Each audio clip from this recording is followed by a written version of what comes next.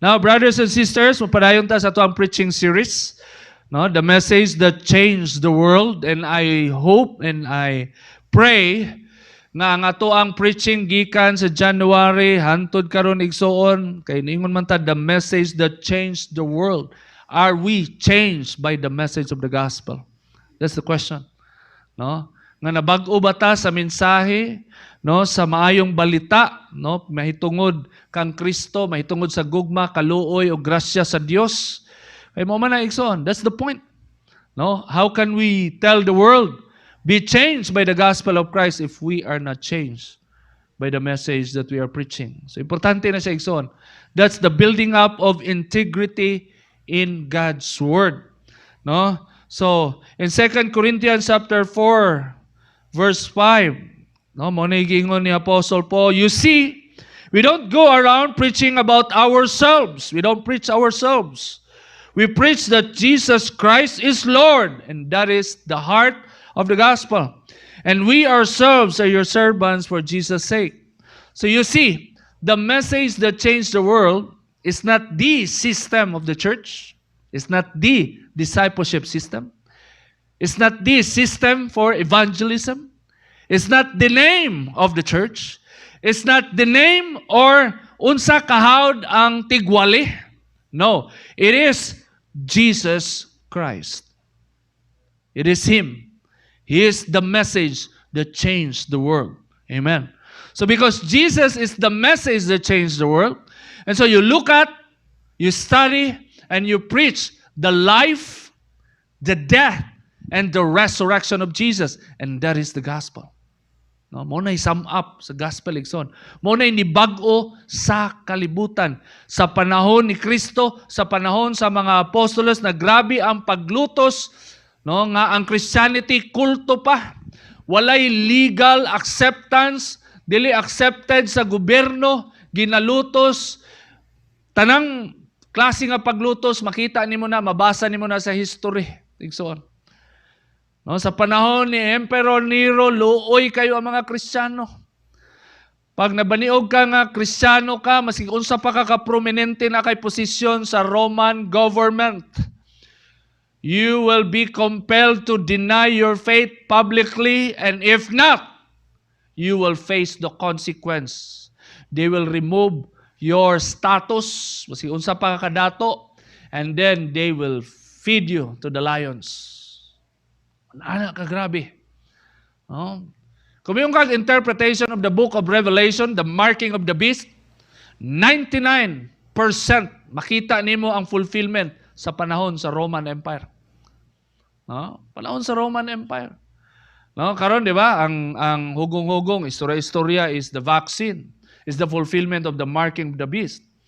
Pero wa man gyud tay nadungog igsoon nga baksinan ka pag i-worship nimo ang government o you deny your faith. Wala man dyan nahitabo ana, amen? No? So, layo ra kayo. If naa ka sa panahon ni Nero, makaingon jud ka, this is it.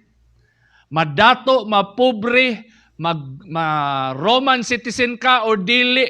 Bisag kinsa pa ka, pag Kristiyano ka, nya di nimo i-deny mong faith, and you will not worship the emperor, impas ka. Una sa una, you study the history. No? So, the message is still the same. Amen? Right? From the moment of the apostles, sa grabe ka-fierce nga persecution, hantod sa nakita nato giun sa pag-change sa Ginoo ang Roman Empire into the city of Pope. No, nahimong syudad sa Santo Papa, giun sa man na pagkuan kisa may makabuhat ana.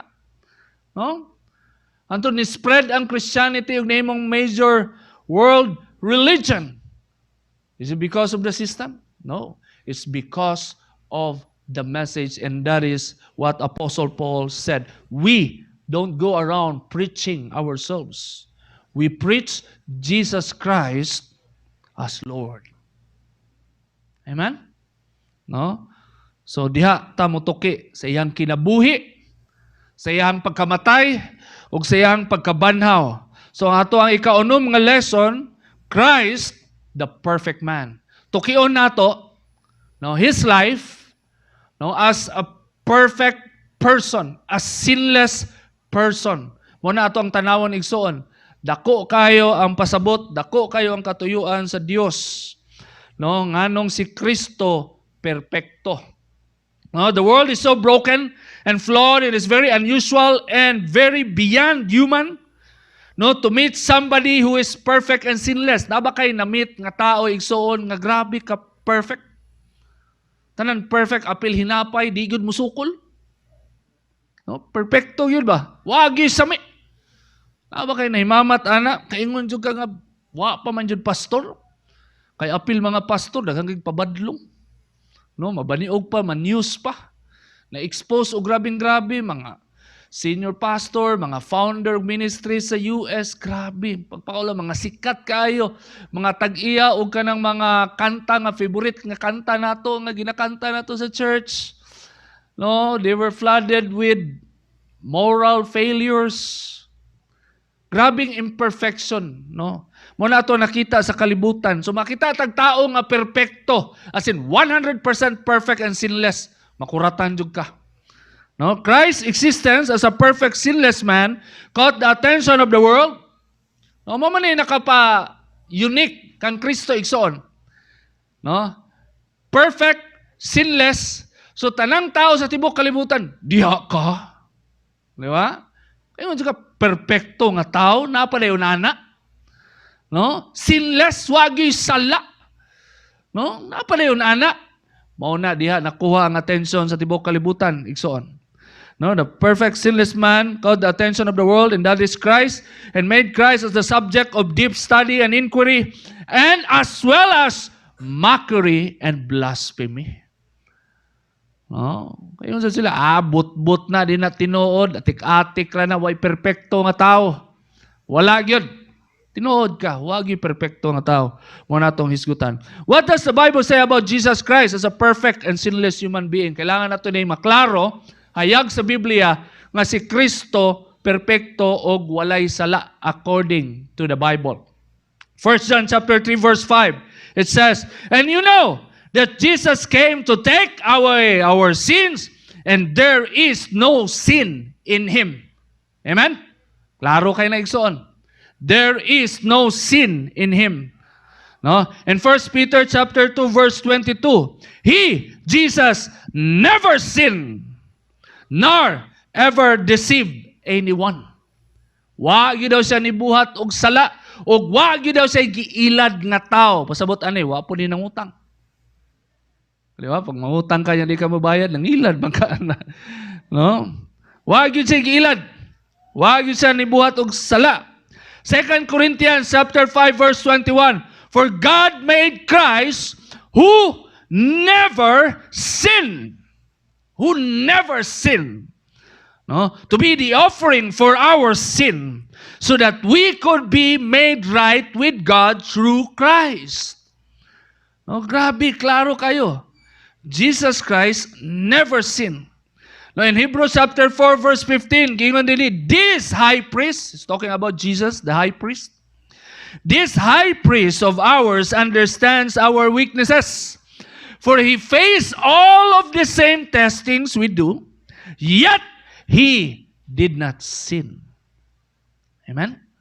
Agri ba tanan igsoon nga kitang tanan ni agi magyuta testing, trials? Amen? Kitang tanan ba?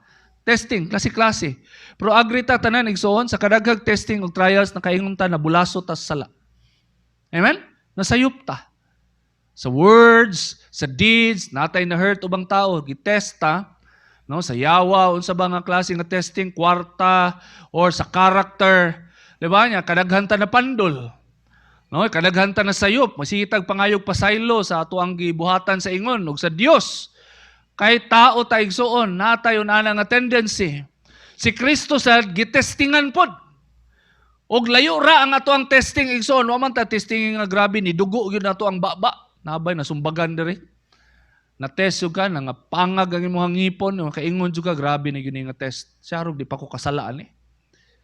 No? Itestingan man yun ta. Yan ibuhat yung tagsala. Nag-fail yun ta. No? Naay sometimes, mudaog ta. Di ba? Pugong yun ta sa tuwang kaugalingon. Pero naiusahay, di yung ka kapugong. Kapangayo na yung kagpasaylos Ginoo. No? Pero si Kristo, gitestingan, Sa tanang klase nga testing nga di nimo ma-imagine nga kung ikaw ang naa didto, kayanon ba nimo? Diba? Kayanon ba nimo? No, di ba nimo kung ikaw si Kristo nya na kay gahom, nya nakadetect ka nga naay plano sa imuha nga dakpon ka, tapos pakaulawan ka, bugal-bugalan ka, hubuan ka publicly, i-publicly shame ka, kulatahon ka publicly, i-crucify ka publicly. Kung na-detect mo na maunay na daotang plano, di ba ka manawag og tanang warrior angel sa heaven? Para panglaparuhon to mo dakop sa imuha, laparo lang. At least makabalos ka gamay ba? Or manghangyo ka sa maha na, Father, pag bahuman lang yun makrucify ko, bantay lang yun sila. Pag mabanhaw lagi ko, pang-abaton yun sila tanan. No? As tao ba, natayo na, di ba? Gusto nyo ka manimalos. Pero si Kristo, kuyaw kayo. Kasabot siya sa tuang pagkahuyang, gitestingan siya, pero wa gyud siya ni buhat og sala. Palakpakan nato. Tumbuhi nga Ginoo. So what is the significance of Christ's sinless life to the world? So what if Christ is sinless? So what if He is perfect? So what if He never sinned? What is that to us? What is that to the world? Mao nay point igsoon karong buntaga. Christ, we declare that He is sinless according to the Bible. He is a perfect man according to the Bible. Klaro kayo, nabasa nato. Then, what is the significance of His sinless life? So, the sinless life of Jesus Christ proves three things. It's very important. Three things. The sinless life of Christ proves three things. Number one, the sinless life of Jesus Christ proves that God is real. That God is real. No, during the time of Jesus or before Jesus Christ, nagtuon ay panahon igsoon nga grabe ang mga tao ug tuo-tuo. Daghan kayog Dios-Diosan. Ug ang mga Dios-Diosan sa unang panahon igsoon, grabe, nituog yun sila nga Dios to. Kaya gud nila ihalad ilang mga anak. Ipapatay nila for the sake of offering to the gods. Una na kagrabe ang tao. Pero God knows by His wisdom na maabot ang time, especially the modern time, na katong mga Diyos-Diyosan, mahimo na lang gitawag nga part of the mythology. Na maugay nang pag mo-study ka o word literature, mo eskwela ka sa college, and I think naana na karon sa mga high school, kay advanced naman, in word literature, di ni mo na mahuman kung dili ka moabot sa lesson sa Greek mythology. O ang pinakasikat nga God dito sa Greek mythology are the demigod. Ang number one, I don't know kung kaila pa ba ka, Hercules. Diba? The demigod. Illegitimate nga anak ni Zeus. No? The God of thunder man na si Zeus, no? God of thunder.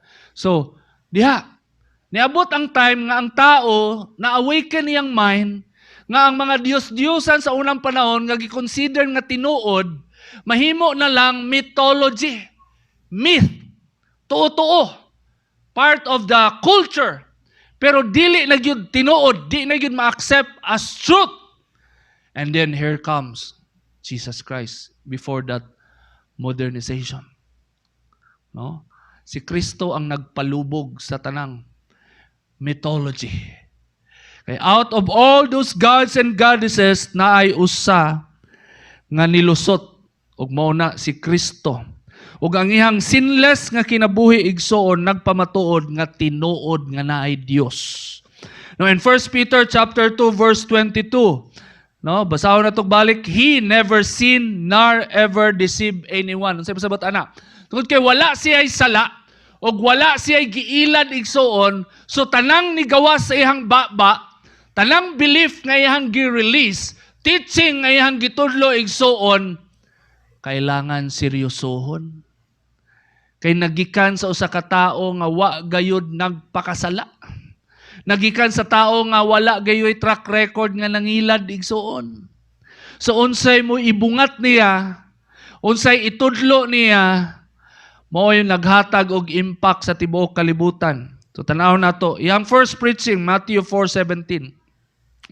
From then on, Jesus began to preach after fasting 40 days. Repent of your sins and turn to God, for the kingdom of heaven is near. Look, this is the first message of a perfect man. This is the first message of a sinless person named Jesus.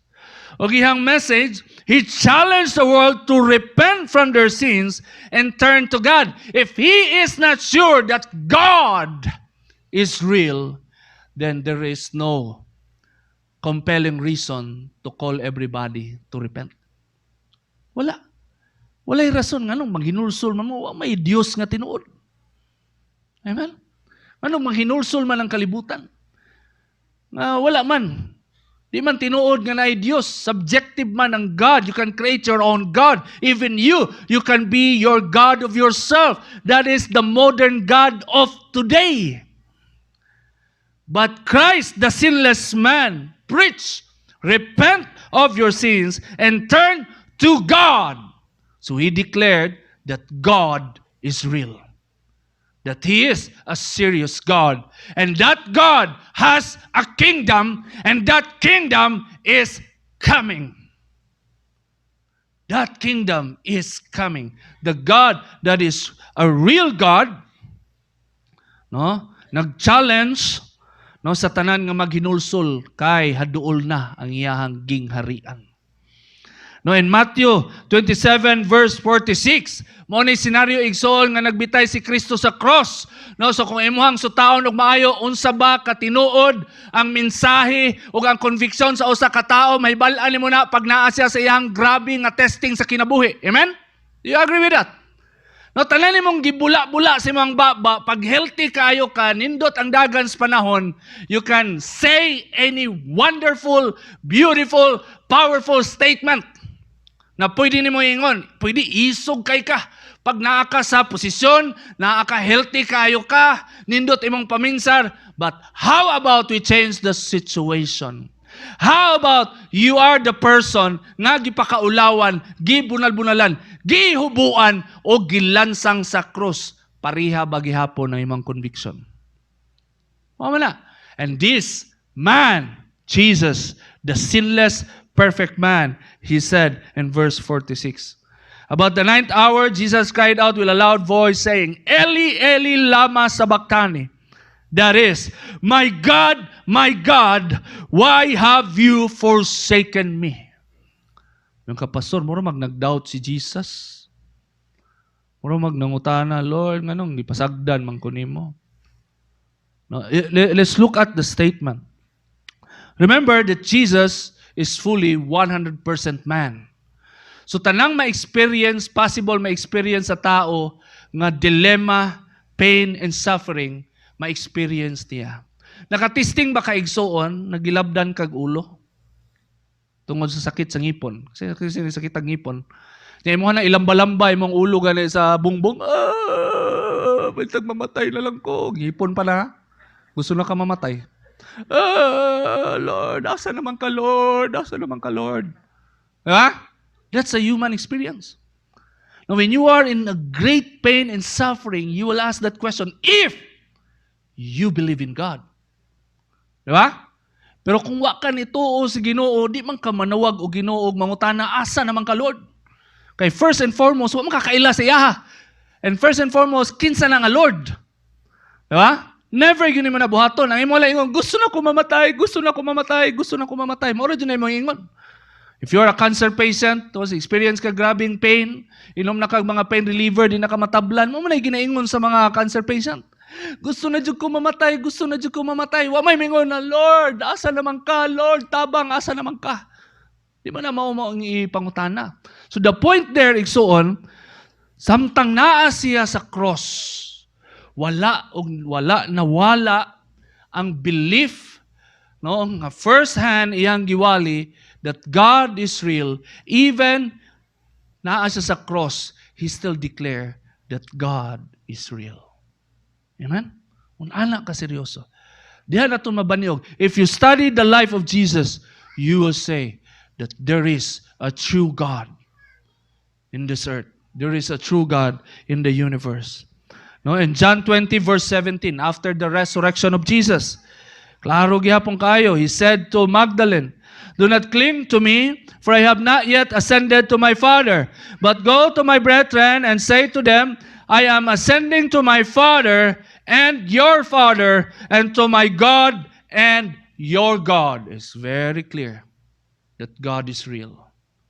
The perfect man, the sinless man, Jesus Christ, declared that there is God. And that God is not just a God being described by the world like a tyrant, controlling God, but He is a Father God for all of us.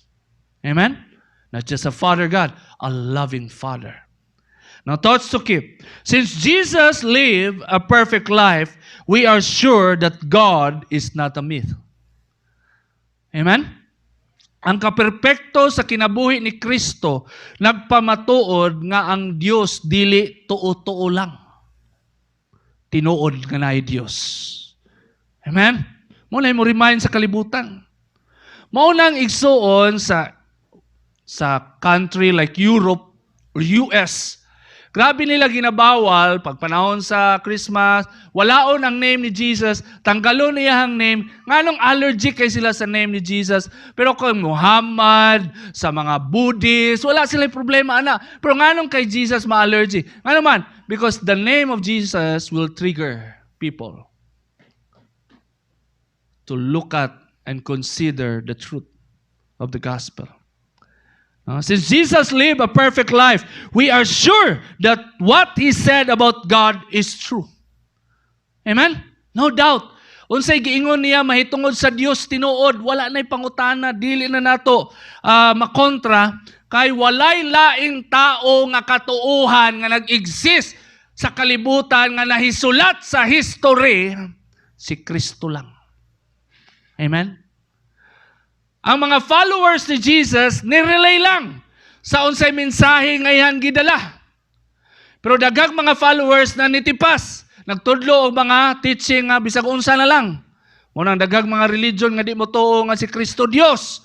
Daghang mga religion nga gitanggalan na ang pangalan ni Jesus. Pero kung imuhang tan-awon si Kristo as the perfect, credible person to believe in basis of your faith, wala na makapildi. We are very sure that what is said about God is true. So the sinless life of Jesus Christ proves that God is real. That's a very, very serious truth. Amen? Now the second one, the sinless life of Jesus Christ proves that God is holy. First, ang ka-perfect ni Kristo, mo'y maingon nimo, wake up, God is real. Repent. Turn to God. Come to God, for He is a real God, and He has a kingdom, and His kingdom is coming, and it is expanding in this world. Second, the sinless life of Jesus proves that God is holy. Mabito lang manganta ganahan kita, di ba? Holy forever. No, we declare God as a holy God. Unsay pasabot ana? No, the holiness of God is a central theme in the Bible, reflecting His absolute purity. Mo na ipasabot anang holy. Pag miyong ka, you are holy, Lord. Holy. Di ba? Kanta yabag pag yun. Ang kayaba, ang dili holy. Pero ang word nga holy, holy yun na. No? Unsay pasabot ana? You are declaring absolute purity to God, moral perfection, and separation from sin. When I pasabot, when you say God is holy, it is an essential attribute of God's nature, distinguishing Him from all creation and underscoring His majesty and sovereignty. So kung namayon ka nga, holy are you, Lord. Holy are you, Lord. You are declaring that God is morally perfect. He is separated from sin. He has absolute purity. And He is above all creation. He has all the majesty and sovereignty. Dili na siya sayon nga pulong igsuon. When you declare that God, you are holy. Pag maapil siya sa lyrics sa kanta, dili na empty word, sayon-sayon lang nga pulong. Grabe ang declaration. No? In Matthew chapter 5 verse 48, Jesus said, He's talking to the disciples and all the followers. You are to be perfect even as your Father in heaven is perfect.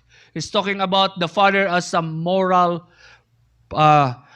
perfection. No, naa sa tuang amahan. And we are about to reflect the character of God as a morally perfect God.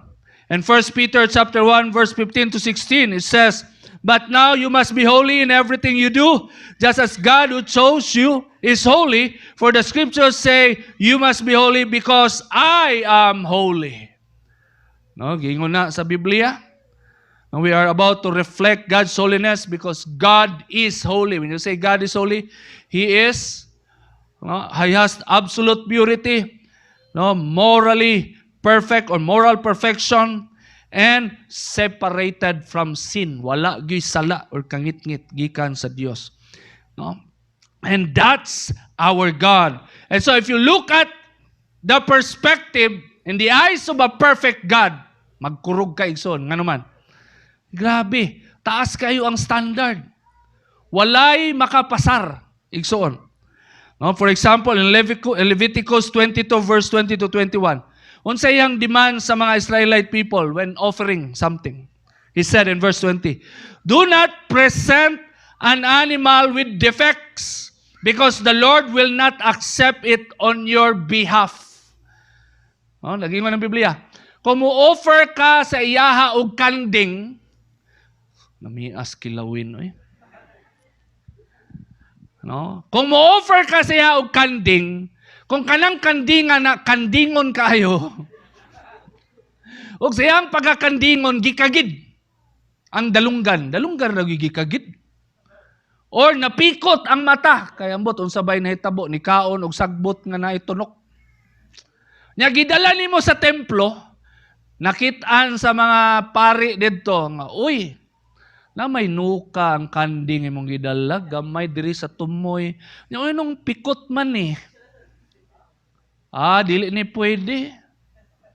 Lutuan na lang na, ikilawin na lang na, tapos ikaldereta, ahas ka nimong lipaya. Dili gyud dawaton sa Ginoo.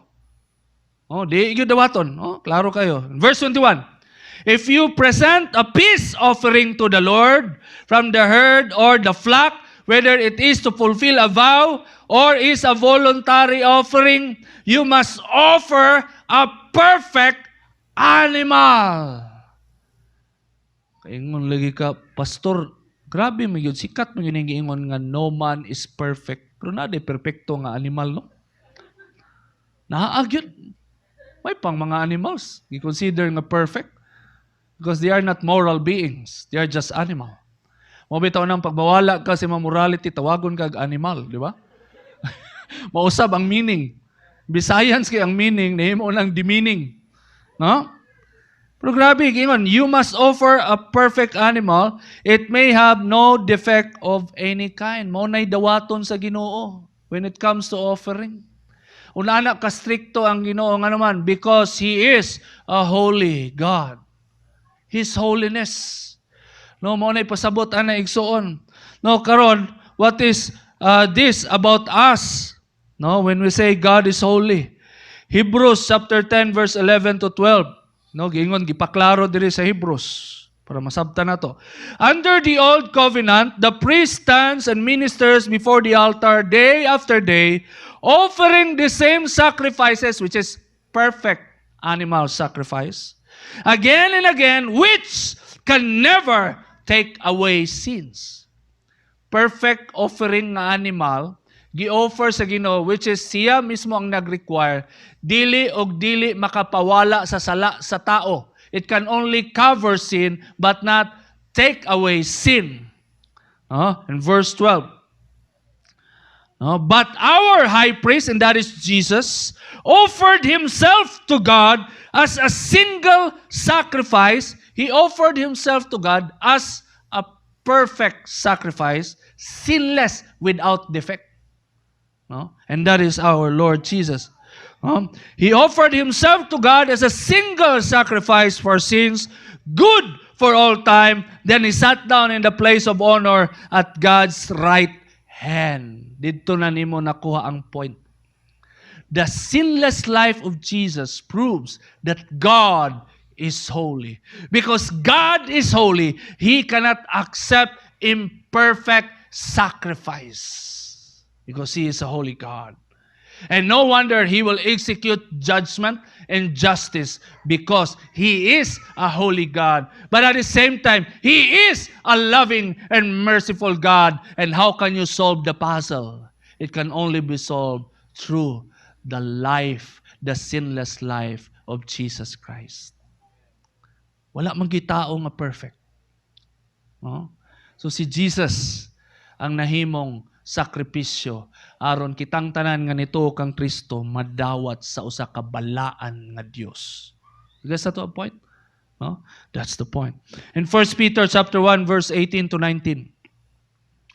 For you know that God paid a ransom to save you from the empty life you inherited from your ancestors. Atong kinabuhi sa una, grabe ka empty. Amen? You agree? Grabe ka empty. Sa unsa na lang ato ang pangitaon. Sa unsa na lang nga butang ang ginatink nato nga makalipay nato, pero dili gyud ta masatisfy kay grabe ka empty ang ato ang kinabuhi. Giingon na sa Biblia. And it was not paid with mere gold or silver which lose their value. Dili kwarta, dili bulawan. No, ang nibayad, no? Alang kanato igsoon in verse 19. It was the precious blood of Christ, the sinless, spotless Lamb of God. And that is the point of His sinless life, to become an offering for all of us who are sinful. Amen. Maunang mabag-og yun ang kalibutan ni Igsoon pag makabalo sila nga si Kristo perfect, walay sala. Kay maunay katuyuan sa Dios para mabayran ang sala sa tibok kalibutan nga dili kaya bayaran sa katawhan sa kalibutan. Tungod kay ang Dios balaan ug iyang dawaton nga offering, balaan nga offering, perpekto nga offering, ug walay lain sa tibuok kalibutan. Not Abraham, not Moses, not the prophets, not Elijah, Elisha, or the rest of the people there nga pwede mo offer because they are not perfect in the eyes of God. Only Jesus Christ. Palakpakan na to si Jesus. Thoughts to ponder. Only Jesus, the perfect man, met the perfect requirement of a holy God. That's the point. Only Jesus met the perfect requirement of a holy God. Siya lang, wala na ilain. Since Jesus lived a sinless life, God is able to forgive us from all of our sins and transform us and make us holy like Him for the glory of God the Father. Diha ang milagro, igsoon. Diha ang milagro. No? Nga pinaagi sa kinabuhi ni Kristo nga perpekto og siyang pagtugyan siyang kinabuhi napasaylo ta sa ato mga sala. Gibag-o ta sa Dios ug gihimo ta niyang balaan, milagro kaayo nga dako. Amen. Milagro kaayo. No?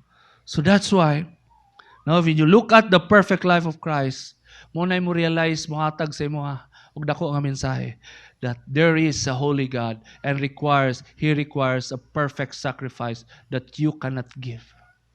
That's why Jesus paid the price for you. Because He is a perfect man and He is the only person in this world so beautiful, so pure, so perfect in the eyes of a holy God. Siya lang, wala na ilain. Unang pagmubiya ka sa iya, mubalik ka sa imong karaang kinabuhi. Pagmubiya ka sa iya. Pag imuhan ang undangon imong pagtuo, maundang sad ang pagbag-o sa imong kinabuhi. Tanang panalangin maundang. Ano man? Because apart from Jesus, you can do nothing. And apart from Jesus, there is no righteousness. Amen? Amen. The last one. No, the sinless life of Jesus proves first that God is real, that God is holy, and the third one, the sinless life of Jesus proves that Jesus is God. No, that Jesus is God. No? Mo na magprueba igsoon nga ang pagka-sinless ug ang pagka-perfect ni Jesus, no, mooy mo hatag og idea sa atoa nga siya dili lang tao. He is 100% man because he is capable of suffering and enduring pain and testing, but he is also God. Look, in Romans chapter 3 verse 10, it says here, as the scriptures say, no one is righteous, not even one. Diba? Gideclare na sa Biblia nga wala gayoy tao nga tarong o wala gayoy tao nga righteous, right, perfect in the eyes of God. So how about Jesus? You ask a question. How about Jesus? Gideclare man nga wala siya kasala. So he's not part of the category as a human, sinful person. Now in Psalm 18 verse 30, giingon diri, God's way is perfect. No, kumiyong ka og Dios, qualification of a God is a perfect God. If you study the Greek mythology, for example, Zeus is not a perfect God in Greek mythology. Nga naman, daghan kay siyang anak sa gawas. Isa na diha si Hercules. Nagipangalan na sa mga iro ron. Oh. Daghan kay siyang anak sa gawas. Ang kalaki anang Zeus, kabalo ka, pag naiminyuuno ng mga royal family, before sila magkaroon og honeymoon, siya mag-pretend nga siya tong lalaki nga giminyuan, tapos sibuhatan niya sa ingon, unhan niya ang bana, mo na iyang gibuhat. Unhan niya ang bana para di ma-detect ba nga siya day amahan atong anak nila. Oh, nya musibat rasad siya. Ma-detect man kay lahi magnaw. Oh. Ay mga anong bunguton man eh. O pa'y pagawas, bunguton na. Diba? No?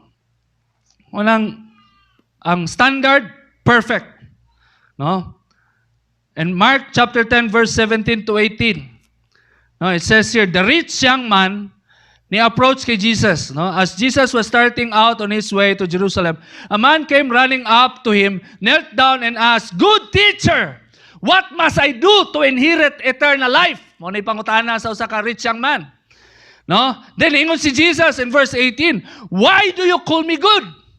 Jesus asked, "Only God is truly good." Tapos maingon dayon ng mga anti-Jesus is God. Well, pastor, bro, ningon kay Jesus nga, "Why do you call me good? Only God is truly good." So tao lang siya. Dili siya God. No, sabta igsuon, mao gani nang niingon siya nga, "Why do you call me good? Only God is truly good." Tinuod man na. Kay di lang man siya tao, God man pud siya. So mo nang God lagi good. So that's the argument. But the another thing is this. Unahin ni siya. Ang rich young man, tuo kay siya nga buotang tao siya. Amen? Tuo siya nga buotang tao. Kailan kag na-complete niya ang 10 Commandments? Munang nangutahan na pa siya, unsa pa may improve na ako? Unsa man akong buhaton para mahilangit ko? Ingnon bitaw nga ibaligya ta ng katigayunan, ihatag sa mga pobre niya, follow sa kuha. Kauli ko kaog dukot eh. Kay dili lagi human goodness, mo na point. Dili human righteousness. And then kaning tawhana kay believe kay siyang sarili nga maayong tao siya. So mayon pud siya, maayo nga magtutudlo. Compliment ba? Ay wa man ni tuo nga God si Jesus, tao ra man si Jesus sa iya. So kanang, di ba, kanang istorya ba nga, maayong tao man ka Brad. Oh, kay pariha ta. Di ba? Pero gibara siya ni Jesus, only God is truly good. So in John chapter 10 verse 30 to 33, diri mas klaro pa yun. No, in verse 13, ingon si Jesus, "The Father and I are one." The Father and I are one. The Elohim, the Adonai of Israelite people, and I are one. Yun sa reaksyon sa mga Israelita in verse 31. Once again, the people pick up stones to kill him. Gusto nila patyon si Jesus. Jesus said, "At my Father's direction, I have done many good works. For which one are you going to stone me?" Di buhat mo ko mga maayong butang, anong inyong mang kumpatyon? Ano inyong mang kumbatuon? So nitubag sila in verse 33. They replied, "We're stoning you not for any good work but for blasphemy. You, a mere man, claim to be God." You get that? No, there's so many argument about the deity of Christ. No? Nga maingon nga wa gyud daw ni claim si Jesus nga God siya. Klaro kay mabasa man nato igsoon. No? Batuon siya sa mga Israelita kay ningon siya Elohim Adonai, your Father, our Father, and I are one. We are one in essence. We are one in God nature. Nakasabot sila. Muna niingon sila, you, a mere man, claim to be God. No? So diha, igsoon. No? The sinless life of Jesus is very extraordinary. It's a very powerful thing. It's very unique. Sa tibuok kalibutan, siya lang, nga naman, tungkol kay dili lang siya tao, Diyos pod siya. The God-man. The God-man, and that is Jesus. Now, thoughts to keep. The sinless life of Jesus is one of the most powerful pieces of evidence that He is more than a human being and that He is God. Gingon nato nga no man is perfect, that is very true. Walay tao nga perpekto. Nganong perpekto si Kristo? Kay dili lang siya tao, Dios siya. Importante nga perpekto og Dios siya. Kay kung dili siya Dios, wala siya gahom nga muluwas kanimo. Amen? Because Jesus is God, He has all the power to save us from sins and to transform us and use us to save others for His glory. That's the point. Ang iyang pagka-sinless o pagka-perfect, dili lang for self-display. No. No, klaro kayo. Siya ang ebidensya nga naay tinuod nga Dios nga nagbugna sa kalibutan o nagbugna kanatong tanan. Siya ang ebidensya nga ang Dios nga tinuod balaan. He's a perfect God. Moral perfection and purity is in Him. No, He is worthy of all our praises. He is above creation. He is separated from the sins of the world. That is the message of the sinless life of Jesus. And because He is sinless, He is not just a human being, He is also God. Muna mag-reconcile na tanan, nganong pag musangpit ka sa pangalan ni Kristo, maluwas ka. Kaya kung dili siya Dios, di ka niya kaya luwason. Dili ka niya kaya bag-ohon, o dili ka niya kaya gamiton para mahimo kang imahe sa Dios para sa uban. Na makita nila ang kahayag. Amen? Word to remember. The sinless life of Jesus Christ sends a very powerful message to the world. It reveals that God is real and that He is holy and that Jesus is God in the flesh. By this truth, those who choose to trust in Jesus as their Lord and Savior will never be put to shame. And congratulations. Ang imong gituuhan nga Kristo tinuod. Dili atik-atik, dili wala nagpakaron ingon, gipatunayan niya iyang conviction na matay siya sa cross, unana kadako iyang gugma kanato, unana ka tinuod iyang mga ginaingon alang kanato, ug karon igsoon unana sad siya katinuod sa matag usa kanato. Let us all stand.